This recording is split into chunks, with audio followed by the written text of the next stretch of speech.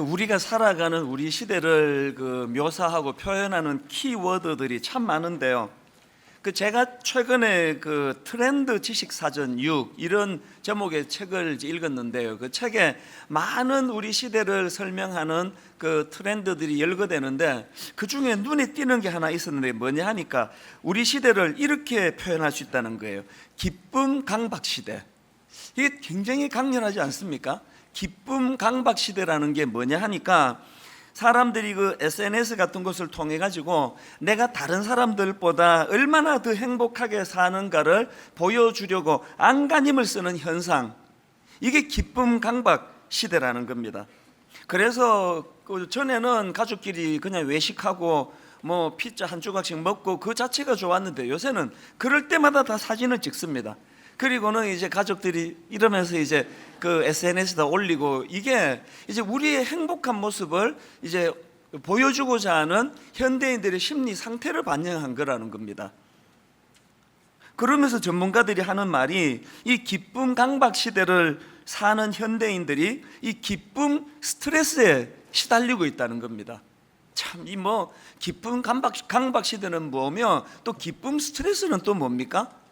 사람이라는 게 희노애락의 감정이 다 있어서 항상 기쁘기만 하는 겁니까?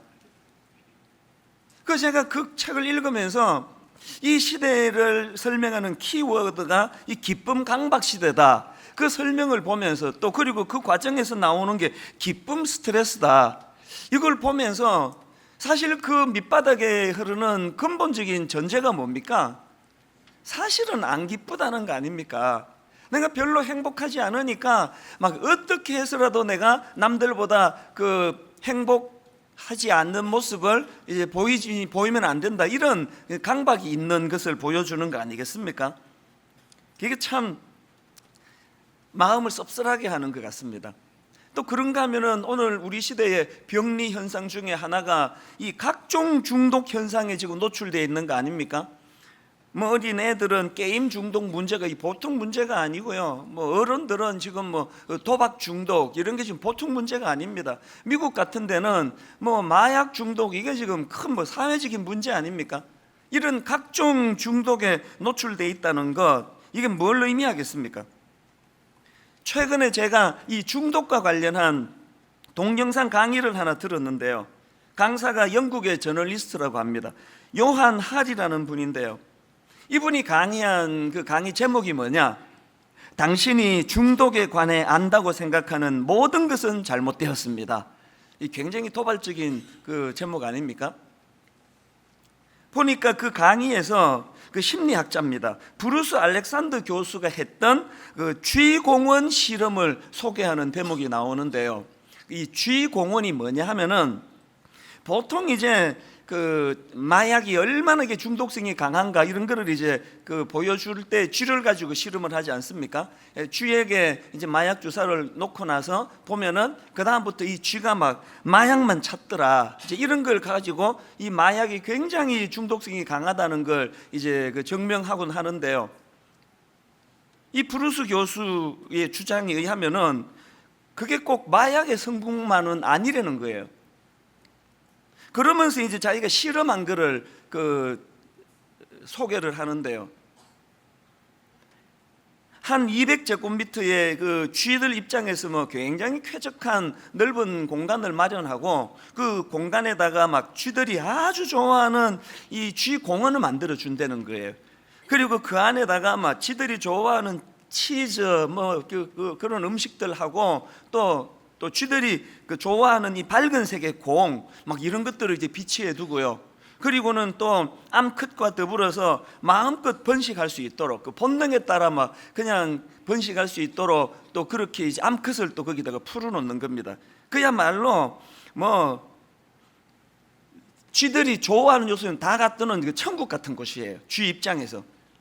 그렇게 쥐 공원을 만들어 줬더니 이제 실험을 하기를, 그렇게 이제 쥐 공원에서 놀고 있는 이 쥐들에게 마약을 줬다는 거예요.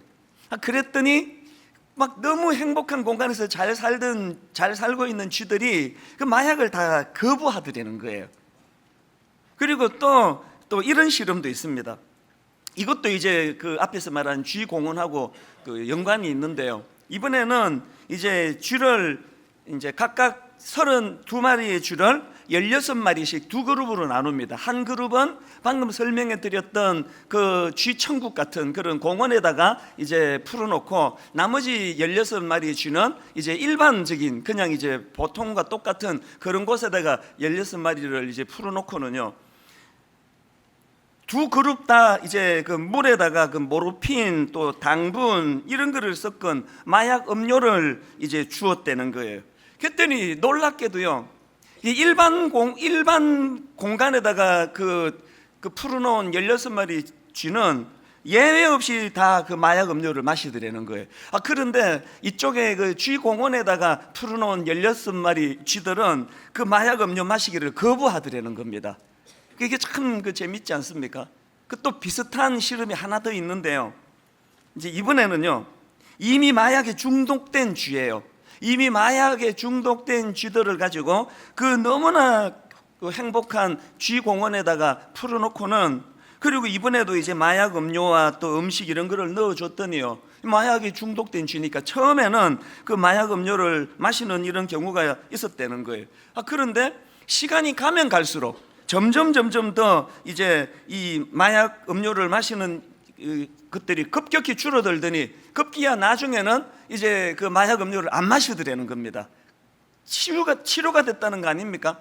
그러니까 이런 일련의 실험들을 가지고 그 브루스 교수가 입증하고자 하는 게 뭡니까? 이 마약이라는 그 약 자체가 가진 성분도 물론 그 중독성 있는 독하고 강한 것이겠지만, 그러나 이것보다도 더 마약에 끌릴 수밖에 없는 것은 이게 환경의 문제라는, 환경. 이걸 뒤집으면 어떤 결론이 납니까? 요즘에 사람들이 저렇게 자꾸 그 무엇에 중독이 된다는 거는 그 내면에 채워져야 되는 뭐가 결핍되니까, 안 채워지니까 일어나는 현상이라는 결론이 도출되는 거 아닙니까? 저는 그 브루스 교수의 그 쥐 공원 실험이 굉장히 그 인상적이었는데요. 제가 그 브루스 교수의 쥐 공원을 생각해 보니까요, 그 쥐들에게 그 쥐 공원이 우리 인간들로 말하면 그 에덴 동산 아닙니까? 하나님이 우리 인간을 창조하시고 에덴 동산으로 우리를 인도하셨지 않습니까? 사실 여러분, 에덴 동산할 때 이 에덴이라는 단어 자체가요, 기쁨, 즐거움 이런 뜻이에요. 그러니까 하나님이 우리를 창조하시고 기쁨의 동산으로 우리를 인도한 겁니다. 그런데 우리가 범죄함으로 하나님과의 관계가 깨져버림으로 그 기쁨의 동산에서 쫓겨난 거 아닙니까? 왜 이렇게 쾌락에 탐닉합니까? 왜 쾌락에 이렇게 목말라 합니까? 우리가 그 기쁨의 동산에서 쫓겨나서 그런 거 아닙니까? 그 쥐들조차도 그런 쾌적한 환경 속에 노출이 되니까 마약도 거부한다는데, 그것보다 훨씬 그 존귀한 존재인 우리가 그런 저급한 그 욕망에 끌려다닐 수밖에 없는 거는 오늘 우리가 에덴 동산에서 쫓겨났기 때문 아닌가 하는 거예요. 그래서 제가 이런 생각을 하다가 보니까 그 시편 51편 말씀이 불쑥 떠오르는데요. 여러분, 시편 51편은 다 아시지만 다윗이 그 밧세바를 성적으로 죄를 짓고 남의 한 가정을 완전히 그냥 파괴시켜버린 짓을 하고 난 이후에 그게 얼마나 무서운 죄라는 것을 자각하고 고통하면서 쓴 시거든요. 자, 시편 51편 중에 11절 12절을 보십시오. 지금 다윗이 뭘 고통하며 회개하는지 한번 보시기 바랍니다. 나를 주 앞에서 쫓아내지 마시며 주의 성령을 내게서 거두지 마소서. 주의 구원의 즐거움을 내게 회복시켜 주시고 자원하는 심령을 주사 나를 붙드소서. 자, 여기 보니까 지금 뭘 지금 회복시켜 달라는 거예요? 구원의 즐거움을 회복시켜 달라는 거예요. 무슨 뜻입니까? 그가 범죄하고 나서 그 구원의 즐거움을 잃어버렸다. 이게 죽을 것 같다는 거예요. 여러분 한번 생각을 해보세요. 다윗은 왕이에요. 그가 그 밧세바를 범하고 한 가정을 몰락시키고도요, 자기만 눈 감았으면 그거 더 이상 문제될 거 없습니다. 1년이 지날 때까지 누구도 그 문제를 거론하는 사람 없습니다. 선거로 뽑는 대통령 같으면 12번도 더 쫓겨날 짓이지만요, 그는 절대 권력이 아니라 왕이에요. 누구도 그 문제를 가지고 시비를 걸고 다윗의 행복을 빼앗아가고 뒤에서 괴롭히고 없습니다. 그런데 여러분, 형벌은요 바깥에서 오는 것보다 안에서 오는 거예요. 안에서. 누구도 지금 이 다윗의 근원을 흔들며, 건강을 흔들며 괴롭히는 사람이 없어도 자기 안에서 즐거움이 사라져 버린 거예요. 여러분, 형벌은요 꼭 감옥 가서만 벌어지는 게 아닙니다. 겉으로 보기에 아무리 큰 교회 목사랍시고 그냥 폼 잡고 다녀도요, 제 내면에 이 구원의 즐거움이 없으면 좀 불행한 사람이에요. 지금 엄청나게 사업이 잘 되고 외제차 몰고 다니고 100평짜리 아파트 살고 해도 여러분 내면에 구원의 즐거움이 없으면 그건 행복이 아니라는 그 얘기 아닙니까? 그래서 저는 이 다윗이 구원의 즐거움을 회복시켜 달라고 그렇게 구하는데, 바로 그 앞에 나오는 11절에 보니까 무슨 전제가 있습니까? 나를 주 앞에서 쫓아내지 마시며. 이게 제가 그 에덴 동산에서 쫓겨난 아담과 같은 그 모습이 자꾸 떠오르는 거예요. 왕인데, 겉으로 보기에 자기가 절대 권력을 가졌고 부를 가진 왕인데 왜 즐거움이 사라져 버렸습니까? 아담에게 빗대어 말하자면 범죄하고 에덴 동산에서 지금 쫓겨난 상태이기 때문이라는 거예요. 예수 믿는 우리는요 영원히 에덴 동산에서 쫓겨나는 일은 없습니다. 그러나 우리가 범죄하고 주님 앞에 회개하지 않으면 하나님과의 관계가 깨지고, 하나님과의 관계가 깨진 그 사람은 대궐에서도 구원의 즐거움이 없는 낙심된 절망으로 살아간다는 사실을 자각해야 되는 거예요. 회개가 우리에게 왜 중요한 것을 말해주는 거 아닙니까? 저는 시편 51편에서 다윗이 그렇게 마음의 즐거움을 잃어버리고 그렇게 우울한 상태로 그렇게 회개하는 모습을 보면서 그 소설가 박완서 씨가 쓴 책 중에 아주 오래된 농담, 이런 제목의 책이 있는데요, 그 책에 나오는 한 대목이 떠오르는 겁니다. 자, 한번 들어보십시오. 우리 사이에 쾌락은 있었지만 기쁨은 없었다. 쾌락은 자꾸 탐하면 물리게 되어 있다. 우린 다 같이 지쳐가고 있었다. 우리에게 결핍된 건 기쁨이었다. 피고 지는 꽃처럼, 퍼내고 나면 다시 솟는 샘물처럼 새로 태어나는 기쁨이 우리 사이엔 없었다. 물론 박완서 씨가 이걸 신앙적으로 쓴 거 아닌데요, 저는 이제 목사니까 이건 영적으로 이게 자꾸 읽혀지는 거예요. 여기 맨 끝에 나오는 이 새로 태어나는 기쁨이 우리 사이에 없었다. 여러분, 우리가 칭의, 또 구원, 십자가 이런 것들을 다 한마디로 요약할 때 항상 나오는 게 born again이잖아요. 거듭남, 중생, 그게 새로 태어남 아닙니까? 여기에 지금 이분이 새로 태어나는 기쁨이 우리 사이엔 없었다. 이게 저는 예수 그리스도의 십자가로 얻게 된 이 새 생명, 이 중생, 이 born again, 이걸로 제가 자꾸 이제 읽혀지는 게, 저자는 그렇게 안 썼지만, 그러면 우리가 중생받지 못할 때 나타나는 모습이 어떨까 보니까 이 안에 그대로 다 있는 거예요. 또 내가 중생을 경험하고 칭의를 통해 예수 그리스도가 날 위해 십자가 지셨다는 걸 믿음으로 그것을 받을 때, 내가 새로운 삶이 주어질 때, born again 될 때 내 삶에 어떤 일이 일어나는가, 바로 이 글에 다 나옵니다. 이렇게 되어 있는 거예요. 피고 지는 꽃처럼, 그 다음에 퍼내고 나면 다시 솟는 샘물처럼 새로 태어나는 기쁨. 여러분에게 이 기쁨이 있습니까? 너무 멋진 문장이에요. 여러분, 남만 예수 잘 믿어도요, 이 악한 세상을 살다 보면 악한 사람 때문에 상처를 받는 일이 있고요, 물질적으로 어려움에 빠져서 잠이 안 올 때가 있고요, 병을 만나가지고 두려움에 수술을 앞두고 두려움에 빠질 때가 있습니다. 너무너무 마음이 낙심된 상태로 잠자리에 들어갈 때가 있습니다. 그러나 오늘 진짜 구원의 감격을 경험한 사람들은 이 문장 그대로예요. 피고 지는 꽃처럼, 퍼내고 나면 다시 솟는 샘물처럼. 사단이 어젯밤에 내 기쁨을 다 퍼가 버렸어요. 너무너무 마음이 낙심이 돼서 그렇게 잠자리에 들어갔습니다. 여러분, 그 짧은 밤 사이에 뭔 일이 일어났는지 분명히 내 영혼이 기쁨의 샘이 고갈이 됐는데 자고 나면은 금방 채워져 가지고 어제 언제 그랬냐는 듯이 또 기쁨으로 하루를 시작할 수 있는 겁니다. 지난주에 우리 교회에 그 장로님 한 분이 저한테 메일이 왔습니다. 메일 제목이 이렇더라고요. 많이 힘드시지요? 그 내용을 보니까요, 목사님이 요즘 많이 힘들어 하시는 것 같아서 위로의 말씀이라도 드려야겠기 몇 자 드려봅니다. 그러면서 저한테 이렇게 메일이 와가지고 그렇게 이제 힘들고 하는데 우리 장로들이랑 뭐 밥이나 한 끼 하시지요. 뭐 이렇게 메일이 왔는데 제가 무슨 말씀 때문에 이제 이렇게 글을 보냈는지는 알지만요, 의아한 거예요. 나 지금 힘든 거 없거든요. 이분이 왜 이렇게 글을 썼을까 보니까 2주 전에 설교 시간에 제가 누구 때문에 내가 요새 뭐 좀 괴롭다는 그거를 장로님이 이제 기억을 하신 것 같아요. 이건 시차예요, 시차. 제가 설교 시간에 뭘 간증하고 나면 이런 부작용이 꼭 생겨요. 제가 설교하는 날을 기준으로 그 주에 뭐 목요일 날 뭔 일이 있어가지고 설교할 때는 그 문제가 다 해결되기 전에는 설교 시간 인용 안 합니다.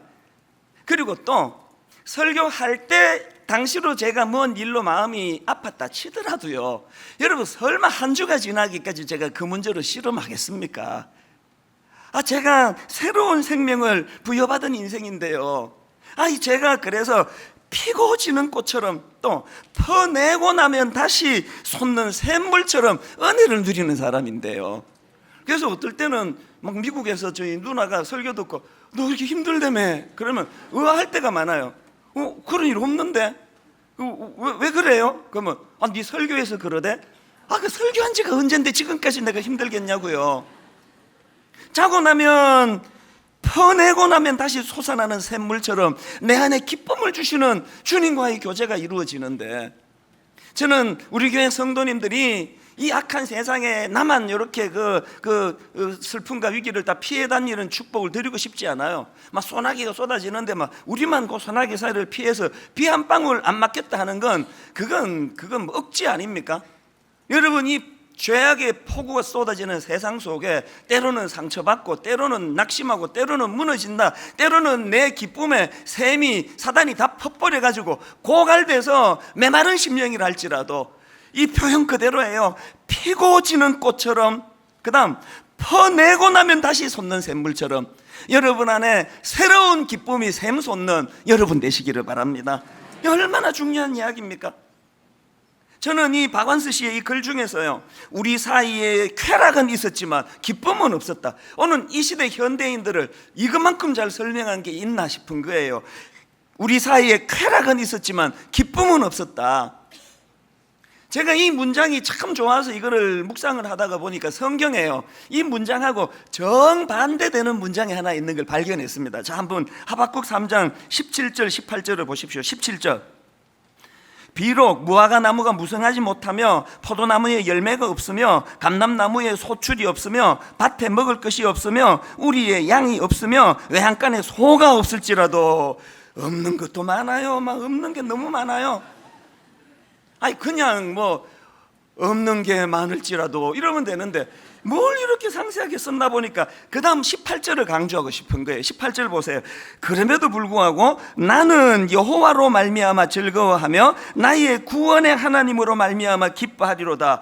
그냥 한 줄로 무화과는 나는 뭐 없는 게 많으며 이렇게 하질 않고 계속 무화과 나무가 무성하지 못하고 포도나무 열매 없고 감나무 소출 없고 밭에 먹을 거 없고 우리의 양이 없고 양간에 소가 없고를 열가는 이유가 뭐예요? 이런 결핍이 많은 상황 속에서도 그럼에도 불구하고 나는 여호와 하나님만으로 나는 만족한다. 이거 강조하는 거 아닙니까? 지금 여러분 그 박완서 씨가 표현했던 우리 사이에 쾌락은 있었지만 기쁨은 없었다는 이 세상 사람들과 결정적으로 다른 차이가 있다면 우리는 그런 쾌락 뭔지 몰라요.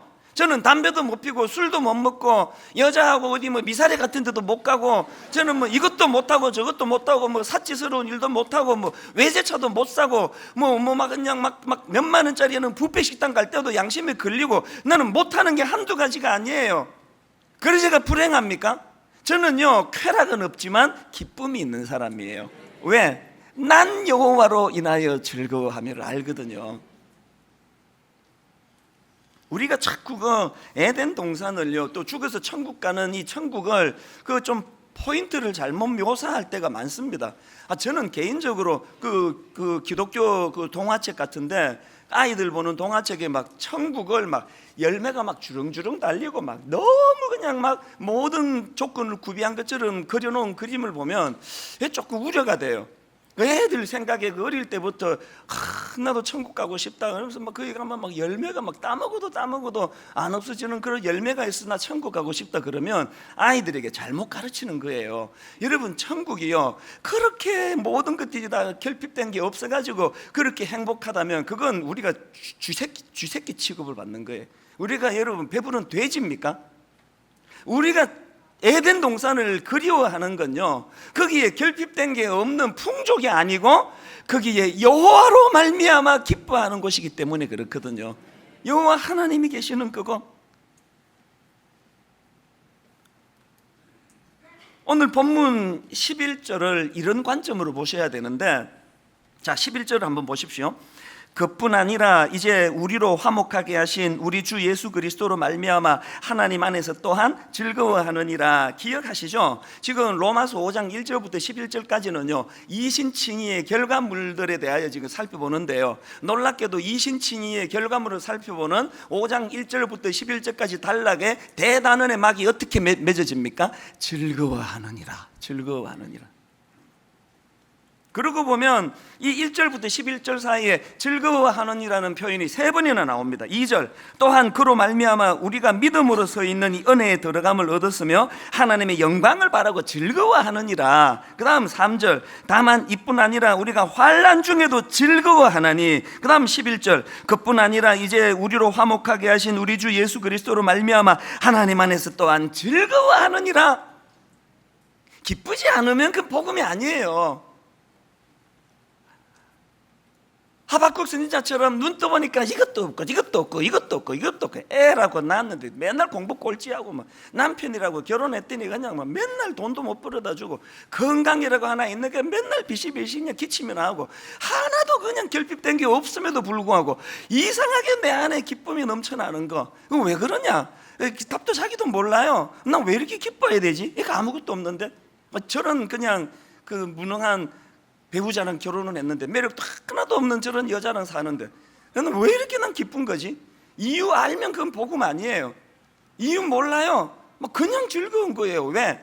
여호와로 인하여 즐거워하는 거 원래 그런 거예요.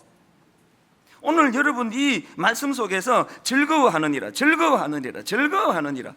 사실 이거 원어에 가깝게 번역을 하면은 즐거워하느니라보다 자랑하다로 번역하는 게 옳습니다. 충분히 이해가 될 수 있는 번역 아닙니까? 내 안에 즐거움이 넘치면요 그 자랑하고 싶어 견딜 수 없는 게 인간이에요.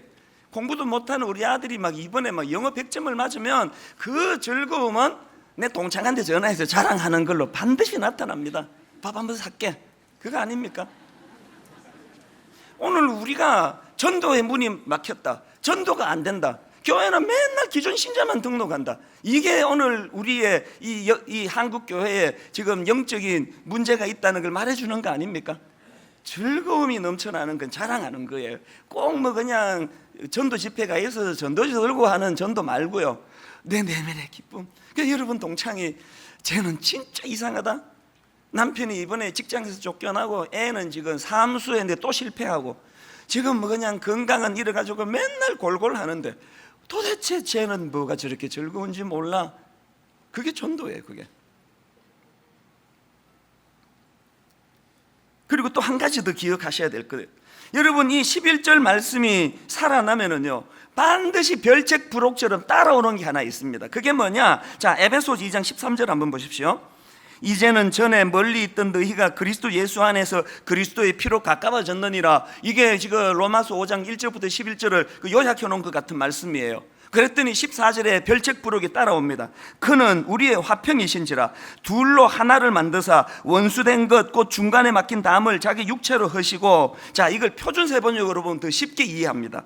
그리스도는 우리의 평화이십니다. 그리스도께서는 유대 사람과 이방 사람이 양쪽으로 갈려져 있는 것을 하나로 만드신 분입니다. 그분은 유대 사람과 이방 사람 사이를 가르는 담을 자기 몸으로 허무셔서 원수된 것을 없애시고. 별책 부록 아시겠죠?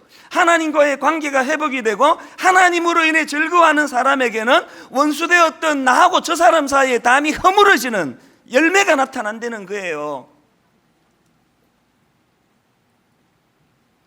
저는 페이스북을 안 하는데요, 이제 간혹 이제 좋은 글이 있나 보려고 한 번씩 들어가 글을 읽을 때가 있습니다. 최근에 우연히 제가 페이스북에 갔더니 제가 아끼는 어떤 그 후배 목사님이 거기다 글을 썼는데, 그날 제가 정말 이 후배지만 존경하는 마음이 가는 글 하나를 썼더라고요. 자, 내용을 한번 들어보십시오.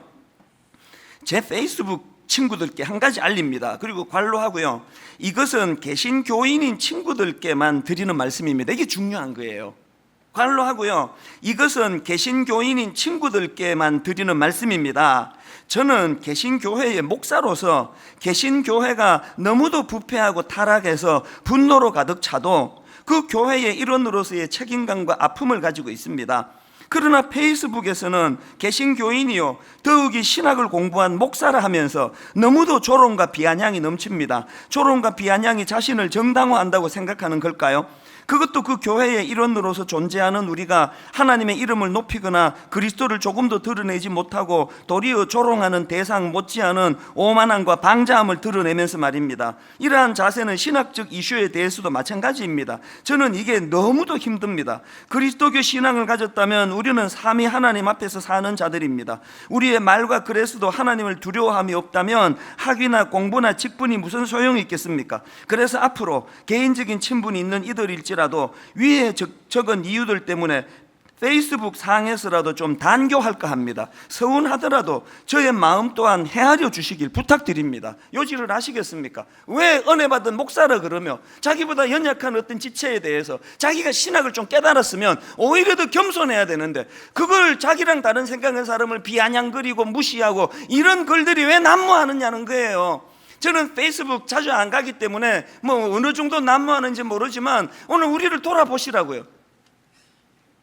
아니, 구원을 공짜로 얻었다는 걸 깨달았다면서, 이신칭의의 그 신학을 알게 됐다 그러면서, 자기가 그 공짜로 얻게 된 구원의 비밀을 알았다 그러면서 아직 그걸 잘 깨닫지 못하는 사람들에게 저렇게 그냥 조롱하고 비아냥거리고 비난하는 게 뭘 말하느냐는 거예요. 머리로는 그 신학이 이해가 되지만 온전히 주님의 마음으로, 가슴으로 그걸 이해하지 못한다는 이야기 아닙니까?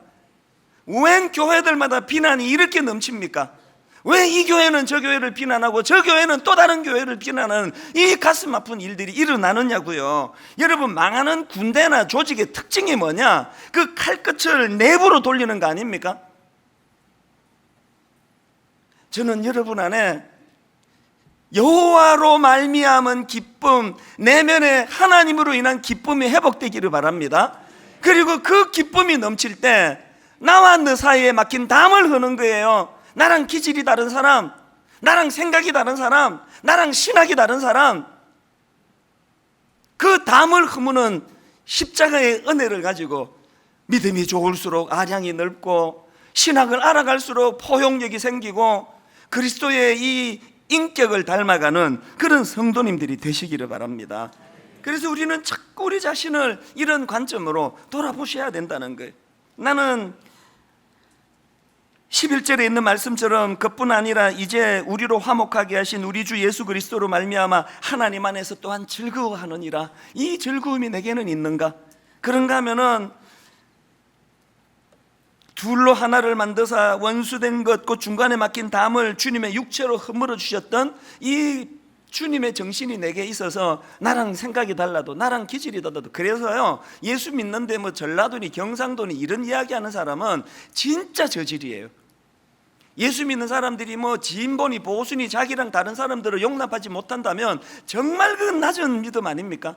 하나님 앞에 내 중심을 가지고 있대 나랑 다른 사람들을 포용할 수 있는. 근데 여러분, 이렇게 11절의 기쁨을 누리는 것이 중요한데요, 여러분이 11절에 나오는 이 즐거워하는이라는 말씀이 구현되는 사람들이 꼭 기억해야 될 이 본문에 나오는 두 표현을 제가 말씀드리려고 하는데요. 자, 여러분이 칭의의 기쁨을 누리는 사람들이 기억해야 될 두 가지 표현이 뭐냐? 첫째로 그의 피로 말미암아. 잊으시면 안 됩니다. 지금 본문에서 이걸 계속 반복하는 것을 볼 수 있는데 9절을 보십시오. 그러면 이제 우리가 그의 피로 말미암아 의롭다 하심을 받았으니, 그럼 또 나오네요. 더욱 그로 말미암아 진노하심에서 구원을 받을 것이라. 10절 곧 우리가 원수 되었을 때에 그의 아들의 죽으심으로 말미암아 하나님과 화목하게 되었은즉 화목하게 된 자로는 그 다음에 더욱 그의 살아나심으로 말미암아 구원을 얻을 것이니라. 11절 그뿐 아니라 이제 우리로 화목하게 하신 우리 주 예수 그리스도로 말미암아 하나님 안에서 또한 즐거워하느니라. 심지어는 1절에 맨 첫 출발이 이렇습니다. 우리 주 예수 그리스도로 말미암아.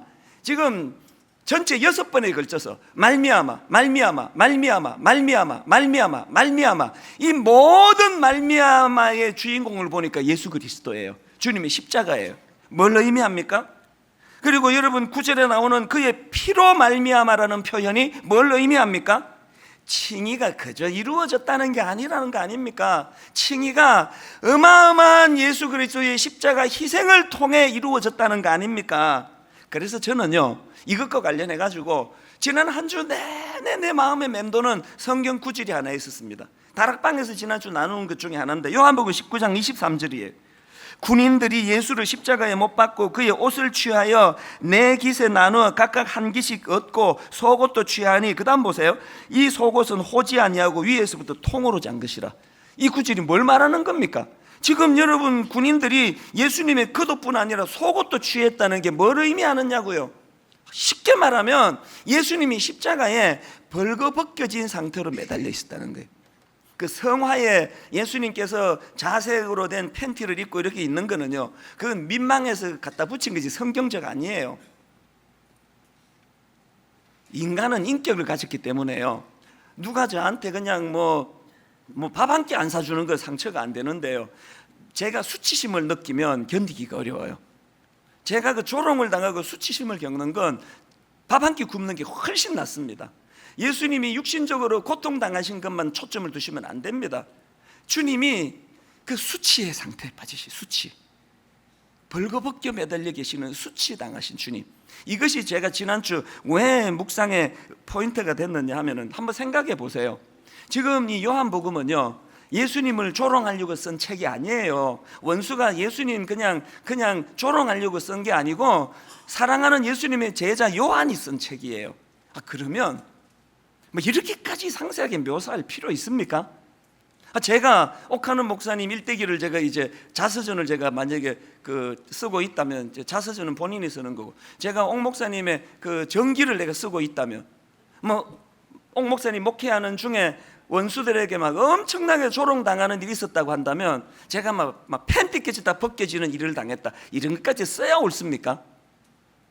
뭘 말하는지 아시겠습니까? 요한이 꼭 그 주님의 수치를 이렇게까지 그냥 까발켜야 되겠냐고요. 여러분, 이렇게까지 까발켜야 되는 게 복음이라는 거예요. 그거 왜 그렇습니까? 보통 여러분 그 칭의를 설명할 때 위대한 교환이라는 표현을 쓰는데 루터가 쓴 표현이에요. 위대한 교환이 뭐냐? 여러분이 칭의는 크게 두 가지 요소로 구성되어 있는데, 쉽게 말하면요, 더러워진 죄의 옷을 벗겨내는 거, 그게 다가 아니에요. 예수 그리스도의 의의 옷을 새로 덧입는 거, 이 두 가지를 해주신 게 칭의예요. 우리의 더러운 죄의 옷을 벗겨내는 것만이 복음의 요소가 아니에요. 예수 그리스도의 의의 옷을 덧입혀야 돼요. 이걸 묘사한 게 위대한 교환이에요. 예수 그리스도께서 당신의 의로운 의복, 의로운 옷을, 죄인된 우리의 옷을 벗겨내시고 우리에게 의로운 옷을 입혀주시고, 주님은 그 더러운 죄인의 옷을 입으시고 죄인의 자리에, 십자가의 자리에 서신 거예요. 이걸 위대한 교환이라 그럽니다. 그러니까 주님께서 십자가 지신 의미가 뭐라고요? 그냥 그날 침뱉음 당하고 그냥 창에 찔리고 아프고 못 박히고 이것만이 아니라 우리가 범죄함으로 겪어야 될 수치를 주님이 거룩한 교환으로 감당하신 거예요. 주님의 십자가가 아니었으면 내 자식들 앞에서 저의 범죄함으로 수치의 자리에 빠질 수밖에 없는 저예요. 주님께서 위대한 교환으로 주님께서 그 수치를 가져가 주신 거예요. 제가 오늘 십자가의 위대한 교환이 아니었으면 여러분 앞에 제가 벌거벗겨져 수치에 빠질 죄를 많이 지었던 사람이에요.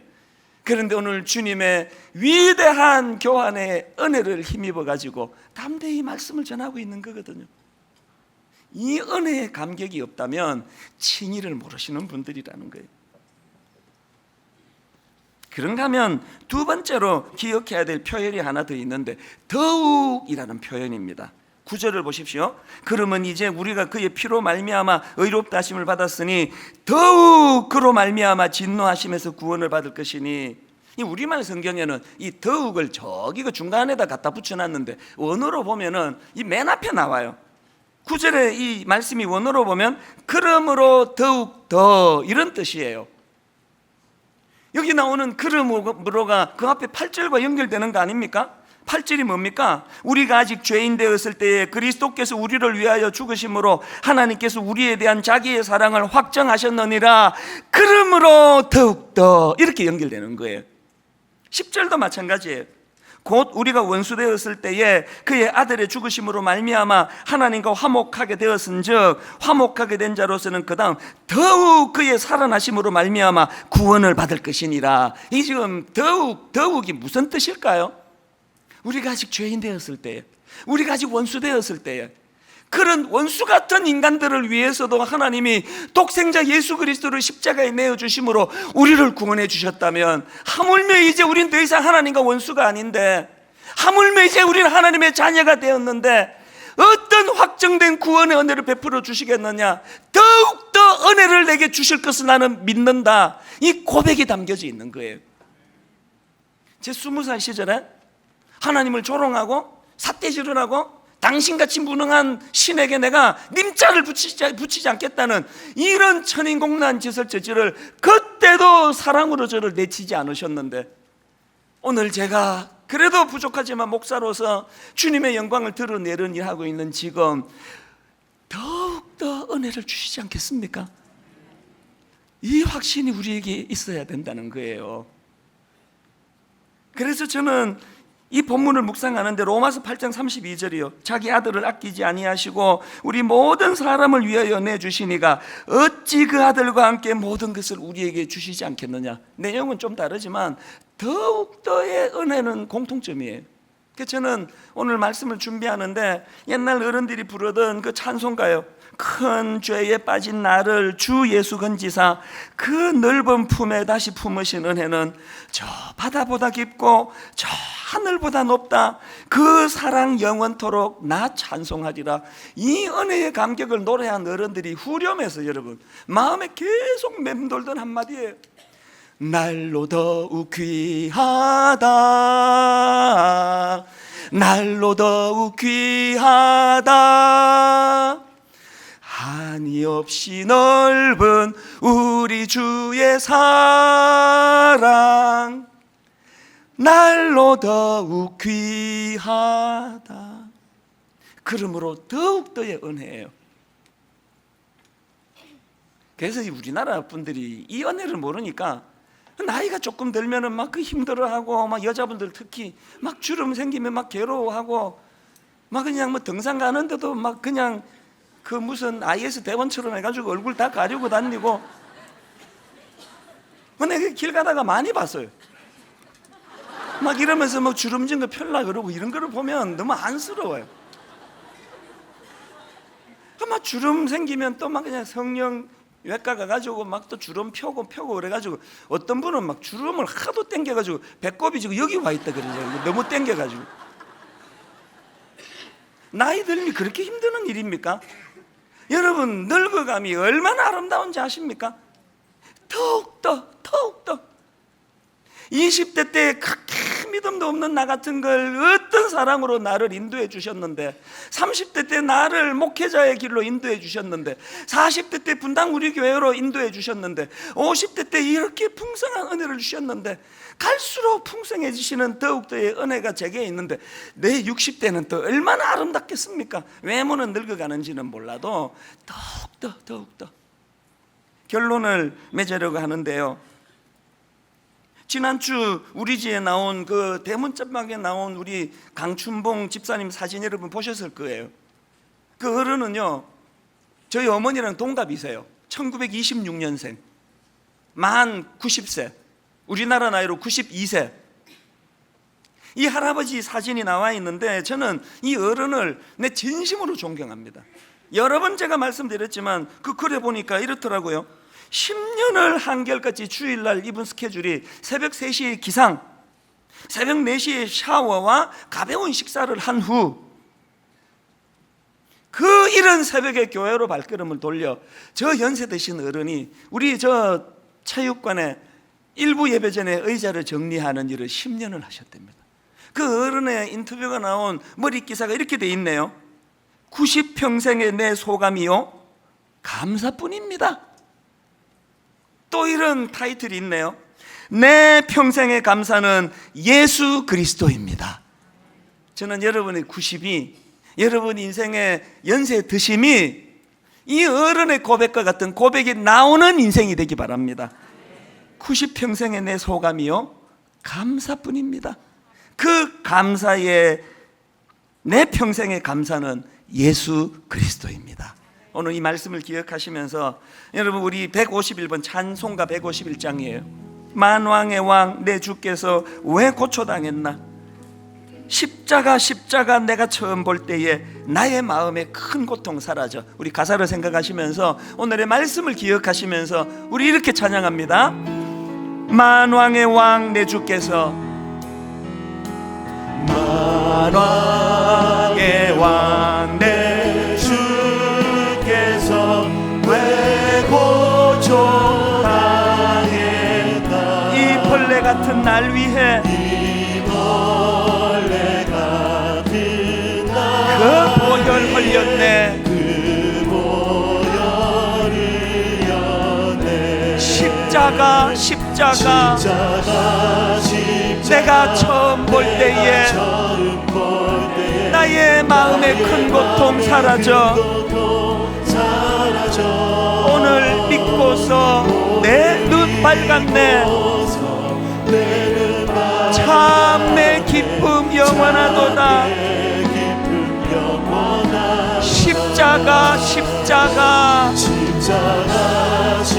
내가 처음 볼 때에 나의 마음의 큰 고통 사라져. 오늘 믿고서 내 눈 맑았네. 참 내 기쁨 영원하도다. 우리 찬양 한 번 더 부르기 전에요, 여러분, 우리가 이 십자가를 다시 한번 되새길 때 그 위대한 교환이라는 거, 그 수치와 조롱과 벌거벗겨진 상태로 매달려 계시던 주님의 그 수치심이 위대한 교환이었다는 거예요. 제가 여러분 앞에 벌거벗겨져 수치당할 그 엄청난 죄들을 주님의 의복을 내게 입혀주시고 내 더러운 의복을 주님이 입혀주시는 이 은혜로 제가 지금 사람 굿이라고 사는 거예요.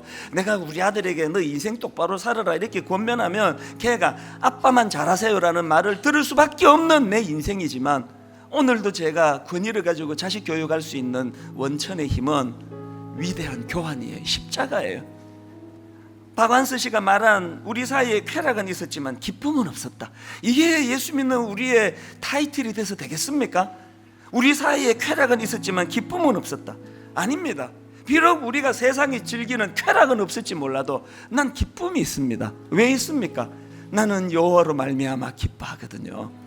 어젯밤에 무슨 일로 메마른 샘물처럼 그렇게 고갈되셨습니까? 오늘 다시 채워주시는 주님의 은혜를 경험하시기 바랍니다. 여러분, 젖버린 꽃처럼 인생이 낙심되어 있습니까? 다시 피워주시는 주님의 은혜를 맛보시기를 원합니다. 이것을 마음에 담고 우리 한 번 더 이 찬양을 부를 때, 주 십자가 못 박힘은 속죄함 아닌가? 우리 이 십자가 은혜를 감격하며 2절 이렇게 찬양합니다. 주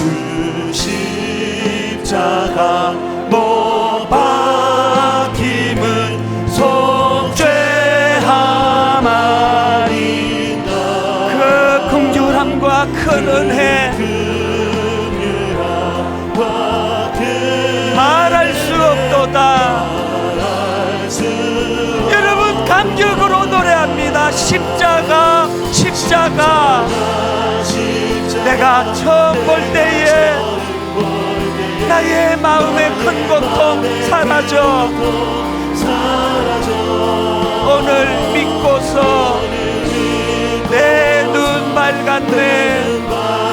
참 내 기쁨 영원하도다. 다시 한번 주 십자가 못 박힘은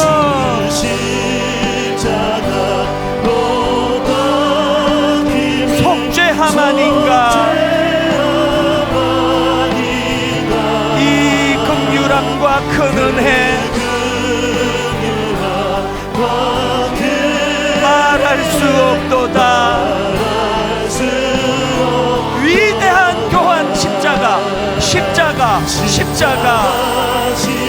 내가 처음 볼 때에 나의 마음의 큰 고통 사라져. 오늘 믿고서 내 눈 밝았네. 참 내 기쁨 영원하도다.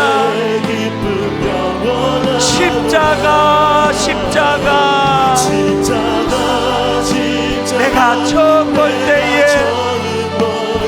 나의 마음의 큰 고통 사라져. 오늘 믿고서 내 눈 밝았네. 참 내 기쁨 영원하도다. 우리 힘을 얻어 다 자리에서 일어나셔서 늘 울어도 그 큰 은혜 다 갚을 수 없네. 나 주님께 못 바쳐서 주의 일 힘쓰리. 주님의 위대한 교환 십자가, 십자가. 내가 처음 볼 때에 나의 마음의 큰 고통 사라져. 오늘 믿고서 내 눈 밝았네. 참 내 기쁨 영원하도다. 하나님, 구원받은 우리의 삶 피고 지는 꽃처럼 퍼내고 나면 다시 솟는 샘물처럼, 어제는 고갈되고 어제는 낙심되어 눈물로 잠자리에 들어갔지만 퍼내고 나면 다시 솟는 샘물처럼 주님이 주시는 기쁨이 내 인생의 특징이 되게 하여 주시옵소서. 오늘의 내 어두운 마음을 몰아내는 복음의 능력을 맛보아 알기를 원합니다. 오늘 말씀을 생각하면 우리 통성으로 같이 아버지 구원의 즐거움을 회복시켜 주시옵소서. 우리 한 목소리로 같이 기도하시겠습니다. 살아계신 하나님 아버지, 하나님의 은혜를 이 시간 말로 다 할 수 없는 십자가의 그 은혜를 이 시간 내 마음에 묵상합니다.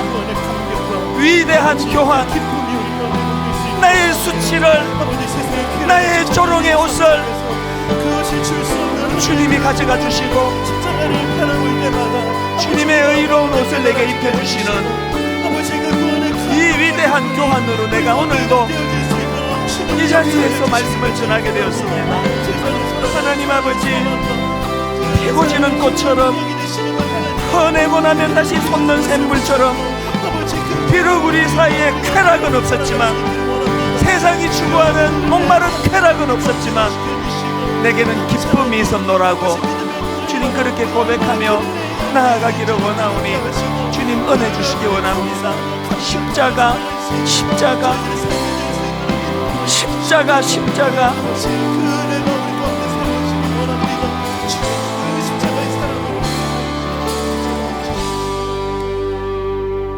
하나님 아버지, 참으로 악한 세상을 살아가다 보니 나를 괴롭히는 사람들 때문에 번민에 빠질 때가 있고, 물질적으로 어려움을 겪어 참 고통에 빠질 때도 있고, 하나님 원치 않는 악한 병마로 말미암아 육신적인 질병으로 깊은 시름에 빠질 때도 있지만, 그렇게 마음이 낙심되고 우울할 때마다 십자가, 십자가, 나의 마음의 큰 고통 사라져 이 위대한 십자가 은혜와 능력을 경험하는 저희들 되기를 원합니다.